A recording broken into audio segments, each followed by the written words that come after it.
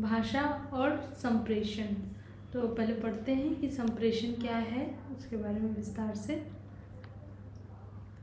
भाषा का एक आंतरिक पक्ष है। भाषा एक संरचना है। भाषा की व्यवहारिक रचना मन के जटिल भावों को व्याकरणिक रचना मन के जटिल भावों को एक दूसरे पर प्रकट करने में सहायक है। इस दृष्टि से विचारों की अभिव्यक्ति यानी संप्रेषण की प्रक्रिया में भाषा की संरचना साधन का काम करती है। भाषा एक बाह्य पक्ष है। भाषा की सामाजिक सांस्कृतिक भाषा का सामाजिक सांस्कृतिक संदर्भ ही भाषा के संप्रेषण का प्रयोजन है।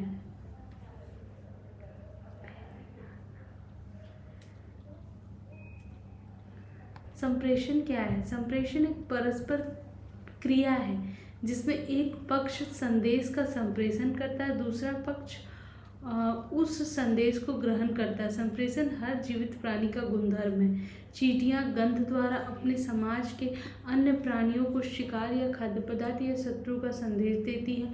मधुमक्खियां अपने साथियों को नाच द्वारा संदेश प्रेषित करती है। घोड़ा, कुत्ता आदि जानवर ध्वनियों के माध्यम से संप्रेषण करते हैं, लेकिन इनका संप्रेषण कथ्य, परिवेश और काल की दृष्टि से अति सीमित है। इनके मुकाबले मनुष्य की भाषा बसे उन्नत और जटिल संप्रेषण व्यवस्था है जो काल, परिवेश की सीमाओं से बाहर जटिल से जटिल विषयों के प्रतिपादन में सक्षम है। भाषा की वस्तु के संदर्भ में हम भाषा के सामाजिक सांस्कृतिक पक्ष के प्रकरण में विचार करेंगे और उसकी जटिलता के बारे में उसके रचना पक्ष की चर्चा में व्याख्या करेंगे। मानव के संप्रेषण के संदर्भ में भी दो पहलू हैं। मनुष्य दो प्रकार से संप्रेषण करता है। भाषिक संप्रेषण में हम उच्चरित या लिखित भाषा के माध्यम से संप्रेषण करते हैं। भाषा इतर संप्रेषण में मनुष्य इंगित द्वारा हाव भाव के माध्यम से अपने विचार संप्रेषित करते हैं। संप्रेषण की ये दोनों माध्यम परिपूरक भी हो सकते हैं, यानी व्यक्ति दोनों का एक साथ भी उपयोग कर सकता है। मानव के संप्रेषण का एक अन्य आयाम स्थापनन संप्रेषण है। मुख बधिर व्यक्तियों की संकेत भाषा, व्यापारी आदि की गुप्त भाषा आदि वास्तव में मानव की उच्चरित या लिखित भाषा के प्रतिरूप है। उन्नत भाषा संप्रेषण व्यवस्था का सबसे अच्छा उदाहरण है मानव की भाषा। दूसरे शब्दों में यह भी कह सकते हैं कि भाषा संप्रेषण का सबसे अच्छा माध्यम।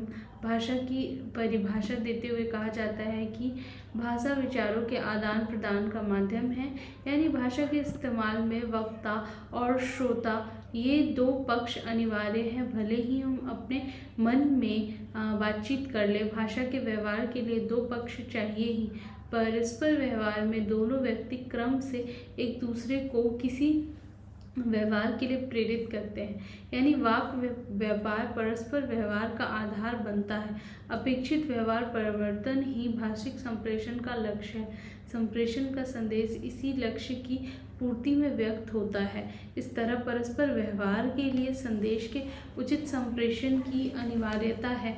इस परस्पर भाषिक व्यवहार का माध्यम जो भी हो या उसका स्वरूप जो भी हो, कुल मिलाकर संदेश संप्रेषण ही हमारा प्रमुख ध्येय है। इस तरह संप्रेषण का केंद्र बिंदु संदेश है।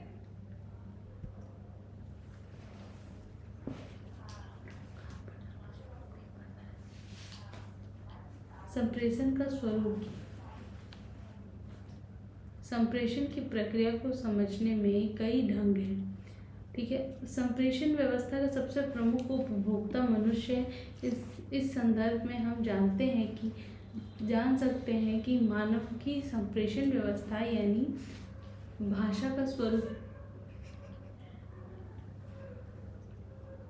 का स्वरूप क्या है, उससे हम क्या और कैसे संप्रेषण करते हैं, हम आपसी संबंध संप्रेषण से कैसे स्थापित करते हैं, हम भाषा के माध्यम से संप्रेषण का विस्तार कैसे करते हैं आदि। भाषा विज्ञान के विविध रूप इस अध्ययन के क्षेत्र में आते हैं। हम सिर्फ संप्रेषण के सामाजिक संदर्भों की चर्चा कर सकते हैं, जैसे व्यक्तिगत संप्रेषण, व्यक्तिगत संप्रेषण, समूह संगठन तथा सार्वजनिक स्तर पर संप्रेषण। हम संप्रेषण के प्रकारों और प्रभाव की चर्चा कर सकते हैं।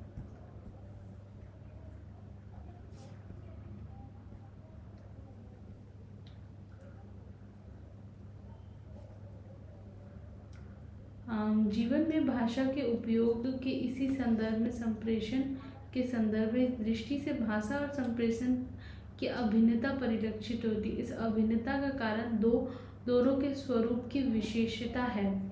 भाषा जो है ध्वनि, लिपि आदि प्राय तत्वों से निर्मित व्यवस्था है, जिसमें उन तत्वों का काम केवल भाषिक तत्वों को पहुंचाना है। भाषा की व्यवस्था वह चैनल है जो अर्थ का वहन करता है।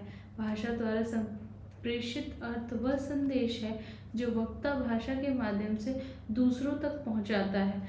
संप्रेषण में भी समान स्थिति है, जिसे निम्नलिखित प्रकार से एक आरेख में दिखा सकते हैं। मतलब वक्ता कुछ बोलता है, उसके लिए एक चैनल होता है, चैनल के माध्यम से संदेश श्रोता तक पहुंचता है।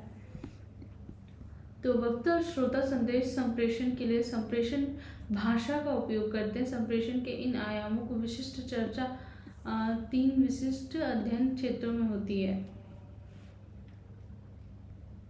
संप्रेषण का एक भाषिक पक्ष है, जिसका अध्ययन भाषा विज्ञान के अंतर्गत होता है।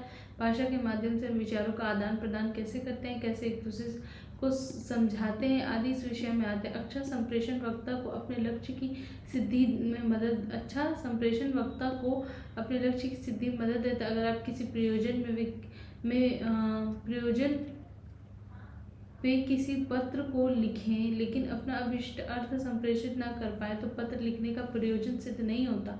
खराब विज्ञापन बिक्री में बढ़ोतरी नहीं कर सकता। ठीक से तैयार न किया गया जीवन वृत्त नौकरी पाने में मदद नहीं कर सकता।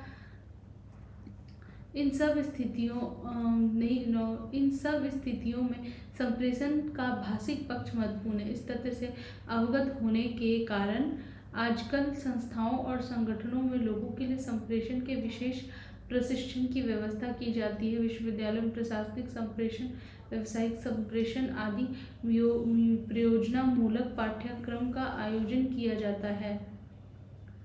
संप्रेषण का एक भौतिक पक्ष है, जिस अर्थ में हम हिंदी में संचार शब्द का व्यवहार करते हैं, संचार चैनलों के माध्यम से होता है। अगर ये चैनल ठीक से काम न करे तो संदेश सही ढंग से नहीं पहुंचेगा।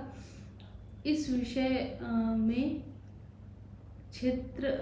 विषय क्षेत्र में हम यहाँ अध्ययन करते हैं कि संचार माध्यम कितने सक्षम है और संदेश वाहन में कहाँ तक कारगर है। दूसरी तरफ हम यह भी अध्ययन करते हैं कि विभिन्न प्रकार के संप्रेषणों के आयोजन में हम किस प्रकार के रचना संचार का उपयोग करते हैं। उदाहरण के लिए टेलीफ्रांसिसिंग आधुनिक युग में सामूहिक संप्रेषण का एक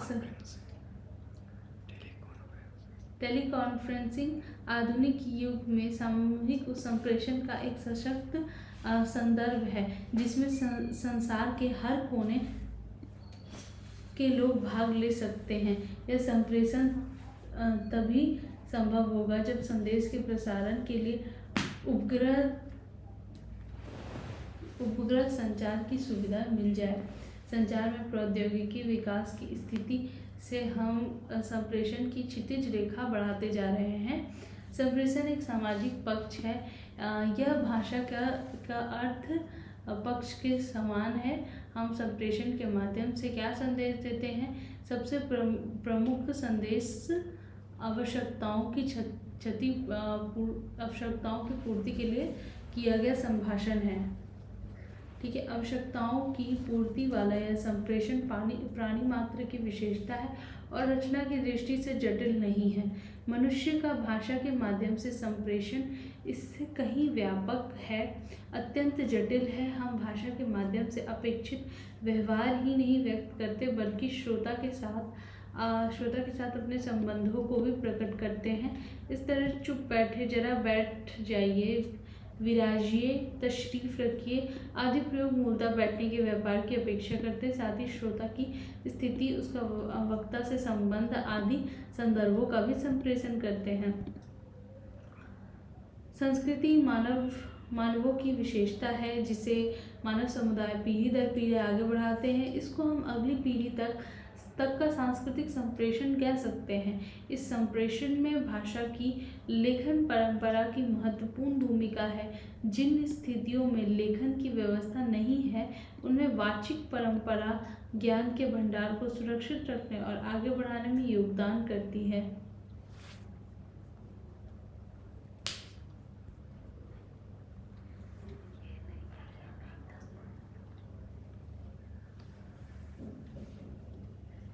संप्रेषण साधन के दो प्रमुख पात्र हैं, वक्ता और श्रोता। जब तक दोनों में संदेश आदान प्रदान की सक्रिय सहभागिता न हो, सफल संप्रेषण नहीं हो सकता। इसके भी दो पहलू हैं जो सफल संप्रेषण में सहयोगी हैं। सफल संप्रेषण का एक आधार भाषाई दक्षता।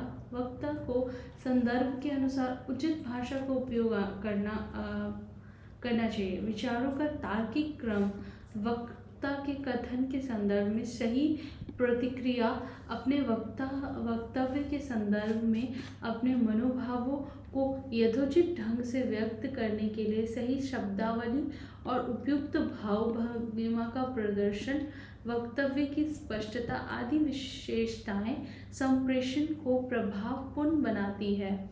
इसी को हम वक्तृत्व क्षमता की संज्ञा देते हैं। संप्रेषण का दूसरा महत्वपूर्ण पहलू है कि हम जानें कि संदेश अभिप्रेत या अभिशिष्ट रूप में श्रोता तक पहुंच गया है या नहीं। आपने अनुभव किया होगा कि कभी आप गंभीरता से कोई बात कहते हैं और श्रोता समझता है कि आपने मजाक किया। अक्सर आपने लोगों को ये कहते सुना होगा, भाई मैं तो मजाक कर रहा था, आप तो खामखा नाराज हो गए। इन स्थितियों में दोनों का संप्रेषण के चैनल को साधना होता है। इसके लिए दोनों अक्सर संप्रेषण के तार जोड़ने का यत्न करते हैं जिसे निम्नलिखित कथनों उक्तियों से समझा जा सकता है। मेरी बात समझ गए ना? मेरे कहने का मतलब है, अगर दूसरे शब्दों में कहूँ, इन उक्तियों से समझ सकते हैं कि वक्ता और श्रोता दोनों संवाद की स्थिति में आश्वस्त होना और करना चाहते हैं कि संदेश ठीक से पहुँच रहा है या नहीं। संप्रेषण की विविध विधाओं में हम संप्रेषण की कुशलता या संप्रेषणीयता को सुनिश्चित करने के लिए विविध युक्तियों का उपयोग करते हैं। भाषण में वक्ता किन्हीं बातों पर बल देते हुए स्वर ऊंचा करते हैं जिससे मालूम हो सके कि वह महत्वपूर्ण बात है। श्रोता का ध्यान आकृष्ट करते हुए कहते हैं, समझ रहे हैं, आप तो जानते ही हैं आदि। अपनी बात दोहराते तथा दोहराव की सूचना भी देते हुए कहते हैं, मैं फिर से यह बात दोहराना चाहता हूँ। लेख में शीर्षक देना, शब्दों को रेखांकित करना आदि भौतिक युक्तियों के साथ कथनों के माध्यम से संप्रेषित सुनिश्चित किया जाता है। संक्षेप में, दूसरे शब्दों में उल्लेखनीय है, खास बात यह है आदि युक्तियाँ संदेश को संप्रेषणीय बनाने के उद्देश्य से व्यवहार में लाई जाती। संवाद में इस तरह की उक्तियाँ हैं, मैं तो जो कह रहा हूँ उसे जरा ध्यान से सुनिए, शायद आपका कहने का मतलब यह है, मैं यह तो नहीं कह रहा था। इस तरह की बात लिखी जाती है। संप्रेषण का सामाजिक परिप्रेक्ष्य। आमतौर पर यह कहा जाता है कि जनजातियों की भाषाएं अविकसित होती हैं। यह भी माना जाता है कि उनकी भाषा का कोई व्याकरण नहीं होता। यह भ्रमपूर्ण कथन है। हम संप्रेषण संदर्भ में जानते हैं कि हर भाषा या बोली अपने में स्वायत्त स्वयं संपूर्ण व्यवस्था होती है। यह भी हम जानते हैं कि भाषा एक कोड है और उसके सकोडीकरण और विकोडीकरण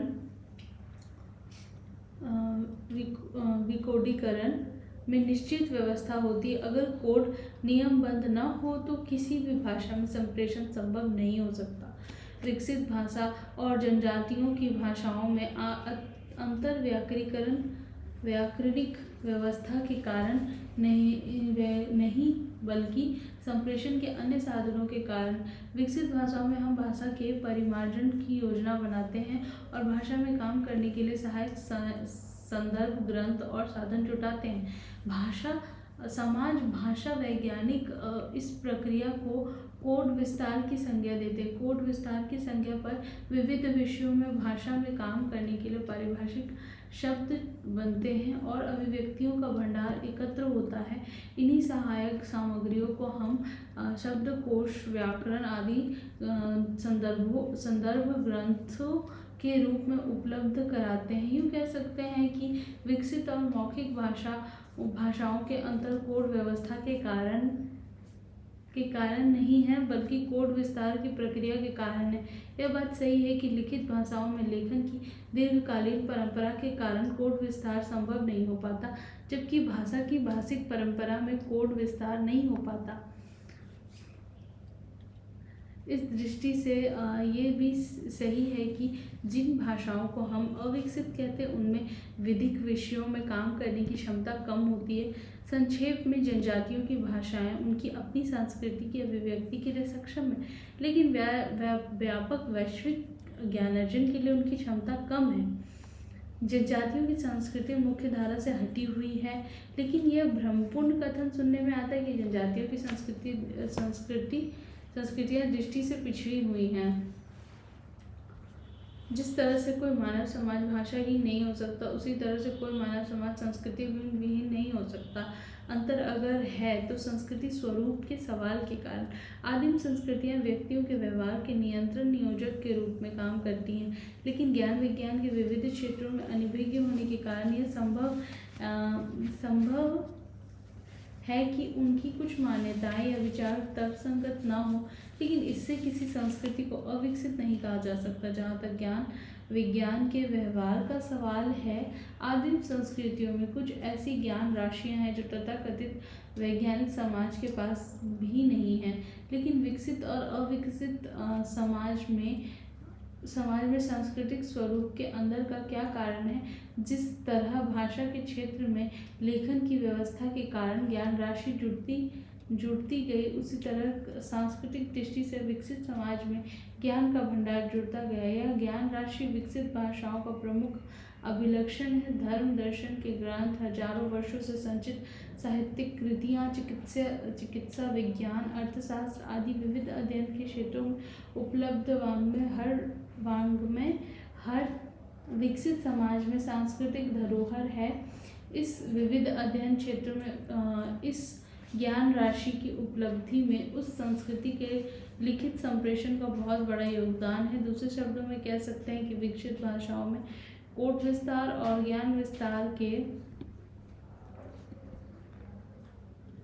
विस्तार साथ साथ चलते हैं, जबकि कम विकसित समाज में कोड और वाङ्मय का प्रभाव क्षेत्र सीमित होता है। इस दृष्टि से संप्रेषण, विशेषकर लिखित संप्रेषण, समाज और संस्कृति के विकास के प्रमुख कारक तत्व है।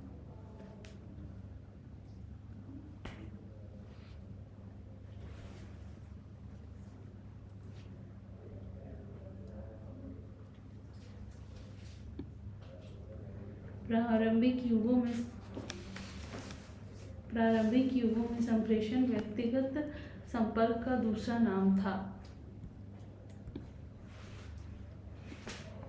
आज कंप्यूटर के कारण संप्रेषण में अभूतपूर्व क्रांति आई है।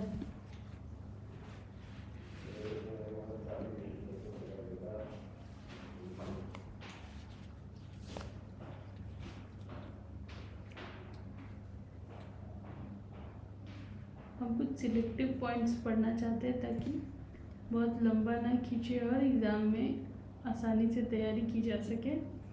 सभ्यता के आरंभ से अब तक के मनुष्य के इतिहास का वर्णन करते हुए उसे 3 विशिष्ट युगों में बांटा जाता है। सबसे पहला युग था कृषि प्रधान समाज का, उसके बाद का युग था औद्योगिक विकास के समाज का और आज के युग में सूचना समाज की प्रधानता है। इसका तात्पर्य यह नहीं है कि सूचना ने कृषि और उद्योगों को स्थापन कर दिया हो।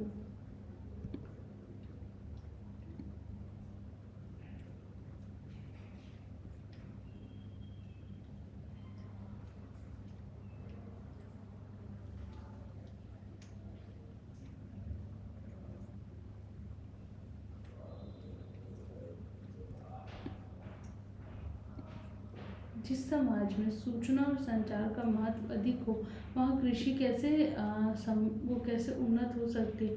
संचार के कारण अब लोगों के पास कृषि के तरीकों के बारे में अच्छी जानकारी है, इसीलिए वे कम समय में अच्छी तरीके से अपना काम कर पाते हैं।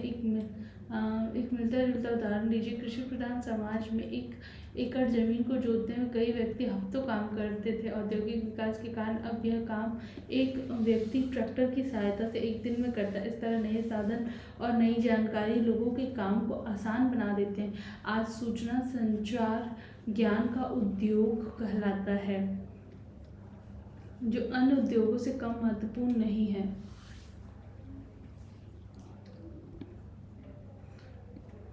इस सूचना समाज के क्रांतिकारी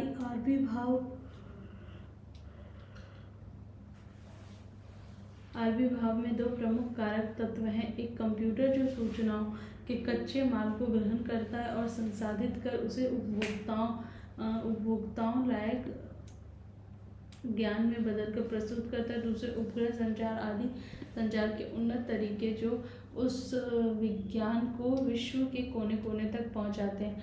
आज हर पढ़ा लिखा व्यक्ति कंप्यूटर के कार्य और इंटरनेट की संभावनाओं से अपरिचित नहीं है। इसी तरह दूरसंचार में भी अभूतपूर्व क्रांति हुई है और लोग अपनी जेब में मोबाइल फ़ोन लेकर चलते हैं, मानो वे अपने टेलीविज़न एक्सचेंज अपने साथ लेकर चल रहे हैं।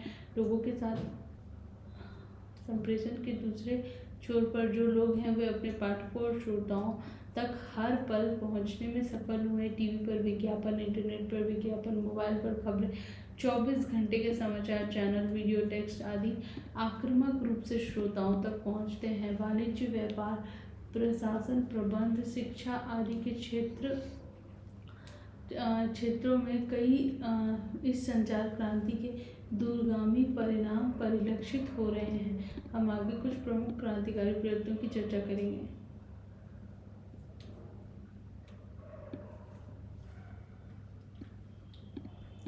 संचार कम्युनिकेशन का मतलब होता है संदेश देना।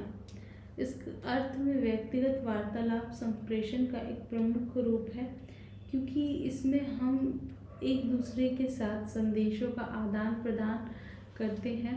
क्षेत्र का विस्तार करते हुए हम रेडियो, अखबार आदि के माध्यम से संदेश संप्रेषित करते हैं। अखबार आदि के माध्यम से भी संदेश संप्रेषित करते हैं। माध्यम के महत्व के कारण इस तरह के संप्रेषण को संचार कहा जाता है। रेडियो, टेलीविज़न आदि संचार के साधन हैं। इस प्रकार अंग्रेजी शब्द कम्युनिकेशन के लिए हिंदी में 2 शब्द हैं, संप्रेषण और संचार। संदेश देने का अर्थ है संप्रेषण। संदेश देने के अर्थ में संप्रेषण व्यापक शब्द है। संप्रेषण की कुछ विशिष्ट स्थितियों को संचार की ही संज्ञा दी जाती है। अखबार, टेलीविज़न आदि संचार के माध्यम भी संदेश संप्रेषित करते हैं।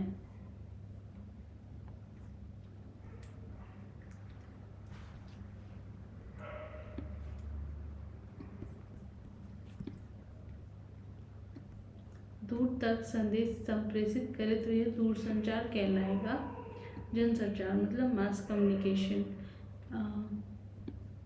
यह संप्रेषण क्षेत्र, समय तथा श्रोतागण की दृष्टि से सीमित है। मतलब एक विशाल जनसभा को संबोधित कर सकता है। यह संप्रेषण क्षेत्र, समय और श्रोतागण की दृष्टि से सीमित है।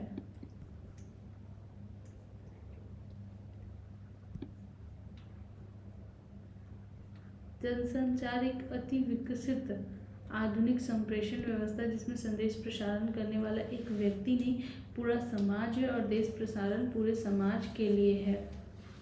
इस तरह यह सामाजिक संप्रेषण है जो जनसंचार के साधनों से ही संभव हो पाया है। रेडियो, टेलीविज़न, पत्रकारिता इसके प्रमुख उदाहरण हैं। इसमें संदेश एक व्यक्ति का नहीं बल्कि अनेक व्यक्तियों का समन्वित संप्रेषण है जो सारी जनता के लिए है। माध्यम को महत्व देने के कारण ही इसे जनसंचार कहा जाता है। जनसंचार वास्तव में प्रयोजन की दृष्टि से यह जन संप्रेषण है।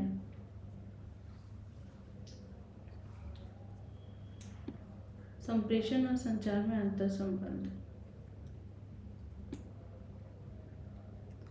सिनेमा, टेलीविजन, जनसंचार के माध्यमों के कारण युवाओं में सेक्स और हिंसा के प्रति रुझान होता जा रहा है। इसी तरह यह भी चर्चा सुनने में आती है कि भारतीय जनता पश्चिम के कार्यक्रमों के कारण भारतीय परंपरा और मूल्यों से विमुख होते जा रहे हैं। इस प्रकार की चर्चा का आधार क्या? सिनेमा, टेलीविजन, पत्र पत्रिकाएं आदि केवल जनसंचार के माध्यम है और समाज ही अनेक संदेश का निर्धारण करता है। आजकल भारत में भक्ति साधना स्वास्थ्य संबंधी पत्रिकाओं का बढ़ता मार्केट है। इसकी तुलना में यह भी उल्लेख कर सकते हैं कि पश्चिम के समाज ने संघर्ष करके यौन स्वतंत्रताओं की पत्रिकाओं के प्रकाशन की स्वतंत्रता हासिल की है। इस तरह हम संचार माध्यमों से किस संदेश का संप्रेषण कर रहे हैं या करना चाहते हैं, यह समाज सापेक्ष है। इसका सीधा संबंध सामाजिक मूल्यों से है। मूल्यों की भिन्नता के कारण ही विदेशी कार्यक्रमों के अवांछित प्रभाव की बात कही जाती है। एक तरफ हम विदेशी कार्यक्रमों के प्रतिबंध, सेंसर द्वारा काट छांट आदि की बात सोच सकते हैं, दूसरी ओर यह भी कहा जा सकता है कि हम विदेशी संस्कृति को विदेशी ही मानकर ग्रहण करें और अपनी परंपरा से नाता जोड़ें।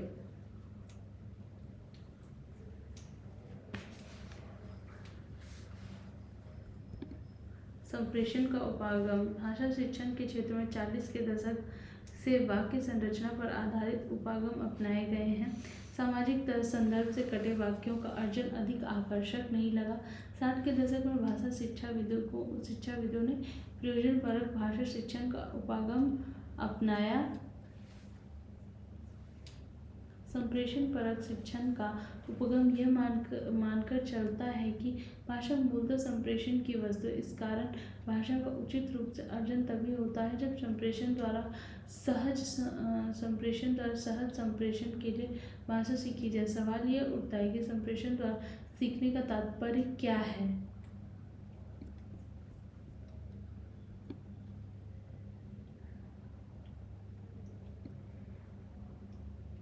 बेमेल वाक्य सांचे रटने में सार्थकता नहीं आती, क्योंकि संदर्भ से कटा कोई वाक्य बोध की परिधि में नहीं आता। संदर्भ में भाषा के संप्रेषण के कुछ प्रयोजन होते हैं। हम दुकान में मोल भाव के प्रयोजन से बातचीत करते हैं। अध्यापक छात्रों से सही व्यवहार समझाने के उद्देश्य से बात करते हैं। रेलगाड़ी के पास बैठे अपरिचित व्यक्ति आज बड़ी गर्मी है उद्देश्य से बात करते हैं। रेलगाड़ी के कहने का उद्देश्य परिचय बढ़ाना। दोस्त से यह साड़ी कहाँ से ली पूछने का प्रयोजन तारीफ करना। ऐसे हर संप्रेषण की स्थिति का अपना एक गठन होता है। जैसे मोल भाव की स्थिति में दाम ज़्यादा है, नहीं एक दाम है, कुछ कम करो, नहीं पूरा नहीं पड़ता आदि उक्तियाँ व्यर्थ होती हैं। भाषा शिक्षक यह कोशिश करता है कि ऐसे संप्रेषण की आवश्यकताओं को ध्यान में रखकर व्यापक परिवेश का निर्माण अध्यापक परिवेश का निर्माण करे और परिवेश के अनुरूप उक्तियाँ बोलने का अभ्यास कराए। इसी को हम संप्रेषण भाषा शिक्षण कहते हैं। यह उपगम भाषा अर्जन में सहजता और स्वाभाविकता लाने की कोशिश करता है, जो हर संप्रेषण की स्थिति का सहज अवगुण है। भाषा संप्रेषण का साधन है, अर्थात दो व्यक्ति भाषा के माध्यम से विचारों का आदान प्रदान करते हैं। जब व्यक्ति माइक का इस्तेमाल करता है तो संप्रेषण का क्षेत्र बढ़ जाता है। जब व्यक्ति लेखन का उपयोग करता है तो पाठक वर्ग क्षेत्र और काल की दृष्टि से विस्तृत हो जाता है।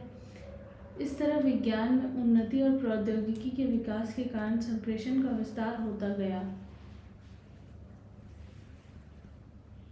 हम जिन माध्यमों से संप्रेषण करते हैं उन्हें संचार साधन कहते हैं और वह संप्रेषण भी आधुनिक संदर्भ में संचार कहा जाता है। यह रोचक तथ्य है कि अंग्रेजी में संप्रेषण संचार दोनों के लिए एक ही शब्द, हिंदी में भाषिक व्यापार संप्रेषण के साधनों के संदर्भ में भौतिक संदेश संप्रेषण संचार है। संप्रेषण के 3 पक्ष हैं: संप्रेषित करने वाला, संदेश जो संप्रेषित किया जाता है, और संदेश ग्रहण करने वाला। भाषा की दृष्टि से संदेश की संप्रेषणीयता का सवाल आता है। उस दृष्टि से भाषा एक कोड है, अर्थ की वाहिका का अगर कोड त्रुटिपूर्ण हो तो संदेश संप्रेषित नहीं होगा। इस कारण शुद्ध उच्चारण, सही लेखन, उपयुक्त शब्दों का प्रयोग, व्याकरण सम्मत वाक्यों की रचना संप्रेषण के लिए आवश्यक है। भाषिक संप्रेषण में दोनों पक्षों में परस्परता एक प्रमुख लक्षण है। इस कारण वक्ता और श्रोता यह सुनिश्चित करते हैं कि संदेश उचित ढंग से संप्रेषित हो रहा है या नहीं। संप्रेषण को साधन एक अनिवार्य कौशल है जिसकी झलक संप्रेषण की स्थितियों में देखी जा सकती है। संप्रेषण एक औपचारिक संदर्भ है, जैसे पत्र लेखन, भाषा साक्षात्कार, कार्यालय की बैठक आदि। उन संदर्भों में विचारों के संप्रेषण को औपचारिक रूप में निश्चित किया गया है, जैसे पत्र लेखन में संबोधन, विषय परिवर्तन, स्वलेख, भेजने वाले का पता आदि लेखन को संदेश की दृष्टि से सुनिश्चितता प्रदान करते हैं। इस तरह विविध विधाओं की भाषा, शब्दावली, अभिव्यक्ति आदि विधागत भाषिक अभिलक्षणा है जो संप्रेषणीयता सुनिश्चित करते हैं।